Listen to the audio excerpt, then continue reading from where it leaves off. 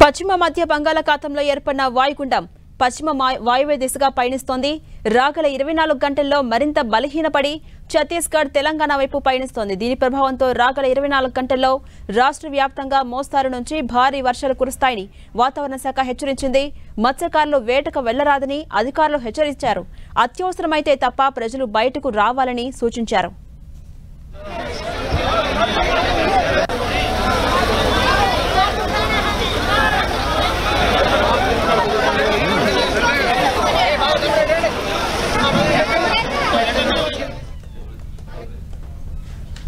భారీ వర్షాలతో అప్రమత్తంగా ఉండాలంటున్న విశాఖ తుఫాన్ హెచ్చరికల కేంద్రం డ్యూటీ ఆఫీసర్ శ్రీనివాస్తో మా ప్రతినిధి జార్జ్ ఫేస్ టు ఫేస్.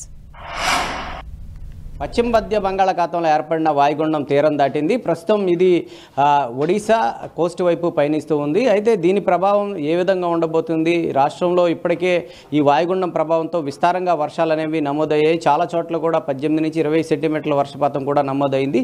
ఈ నేపథ్యంలో రాబోయే రోజుల్లో వాతావరణ పరిస్థితి రాష్ట్రం మీద ఏ విధంగా ఉంటుంది అనేది తెలుసుకునేందుకు విశాఖ తుఫాను హెచ్చరికల కేంద్రం డ్యూటీ ఆఫీసర్ శ్రీనివాస్ గారు ఉన్నారు. వారిని అడిగి తెలుసుకుందాం. సార్, ప్రస్తుతం వాయుగుండం ఎటువైపు పయనిస్తూ ఉంది? రాబోయే రోజుల్లో ఏ విధమైన ఇప్పుడు నిన్నటి రోజున west central and adjoining north west Bay of Bengal ఏర్పడినట్టు వాయుగుండం అది క్రమేపీ పశ్చిమ వాయు దిశగా వెళ్తూ అది నిన్న అర్ధరాత్రి ఉత్తరాంధ్ర మరియు దక్షిణ ఒరిస్సా తీర ప్రాంతం మధ్య ఉన్నటువంటి కలింగపట్నంకి దగ్గరలో సుమారు 12:30 మరియు 2:30 గంటల మధ్యన అర్ధరాత్రి అది తీరాన్ని వాయుగుండంగా క్రాస్ అయింది.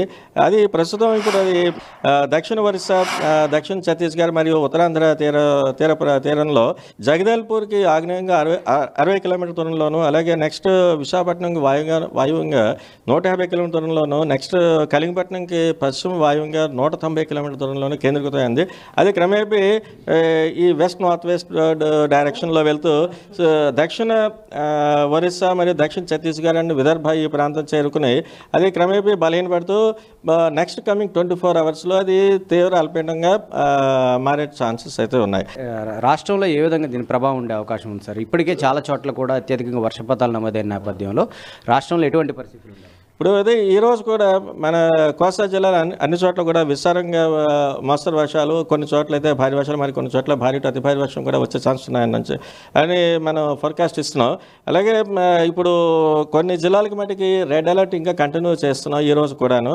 అవి పల్నాడు, ఎన్టీఆర్ అండ్ గుంటూరు, ఈ 3 జిల్లాలకి కూడా, గుంటూరు, ప్రకాశం, ఈ 4 జిల్లాలకు కూడా రెడ్ అలర్ట్ కంటిన్యూ చేస్తున్నాం. అలాగే మరికొన్ని జిల్లాలు ఏంటంటే ఏలూరు, కృష్ణా, బాపట్ల, వీటికి ఆరెంజ్ అలర్ట్ కూడా మనం ఈ రోజు కూడా కంటిన్యూ చేస్తున్నాం. అంటే ప్రస్తుతం ఇది తీవ్ర అల్పపీడనంగా, తర్వాత అల్పపీడనంగా బలహీనపడుతుందని చెప్తూ ఉన్నారు.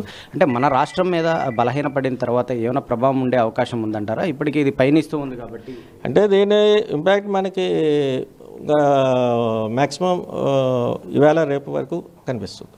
మన కోస్టల్ జిల్లాలు, దక్షిణ కోస్తా అయినా, రాయలసీమ ఏదైనా కూడా 1 or 2 days మ్యాక్సిమం కనిపిస్తుంది. అంటే నిన్నటి వరకు అంటే ఎక్కువగా వర్షాలు కురుస్తూ ఉన్న నేపథ్యంలో అత్యధికంగా నమోదైన ప్రాంతాలు ఏంటి సార్? వర్షాలు వైడ్ స్ప్రెడ్ రైన్స్ అయితే మన చూడడం జరిగింది.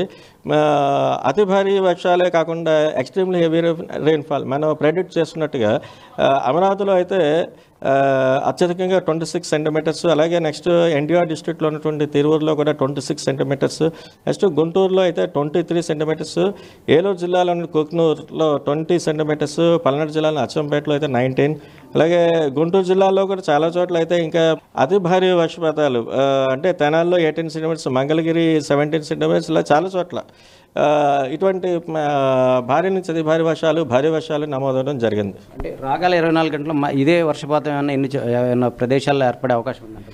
అంటే రాగల 24 గంటల్లో అంటే మనం ఎక్స్ట్రీమ్లీ హెవీ రెయిన్ఫాల్ అయితే మనం ఫోర్కాస్ట్ ఇవ్వట్లేదు. భారీ నుంచి అతి భారీ వర్షాలు కొన్ని జిల్లాలకు ఇస్తున్నాం, మరికొన్ని జిల్లాలకు అయితే భారీ వర్షపాతం ఇస్తున్నాం. ఇప్పుడు ఎందుకంటే లాస్ట్ 3 days నుంచి కూడా కొన్ని జిల్లాల్లో భారీ నుంచి అతి భారీ వర్షాలు కంటిన్యూస్గా రావటం వల్ల ఈరోజు కూడా ఆ జిల్లాలకి రెడ్ అలర్ట్ కంటిన్యూ అవుతుంది. ఇది ప్రస్తుతానికి ఏర్పడిన వాయుగుండం అది ఒరిస్సా అలాగే తెలంగాణ వైపు పయనిస్తూ ఉంది. అయితే రాగల 24 గంటల్లో సైతం కూడా భారీ వర్షాలు కూడా కొన్ని చోట్ల నమోదయ్యే అవకాశం ఉందని చెప్తున్నారు. ముఖ్యంగా 4 జిల్లాలు, రాష్ట్రంలో ఉన్న 4 జిల్లాలకు రెడ్ అలర్ట్, మరికొన్ని జిల్లాలకు ఆరెంజ్ అలర్ట్ను జారీ చేశాము. ప్రజలంతా కూడా 24 గంటల పాటు అప్రమత్తంగా ఉండాలని వాతావరణ అధికారి చెప్తూ ఉన్నారు. కెమెరా పర్సన్ సత్యతో జార్జ్ 10 TV విశాఖ నుంచి.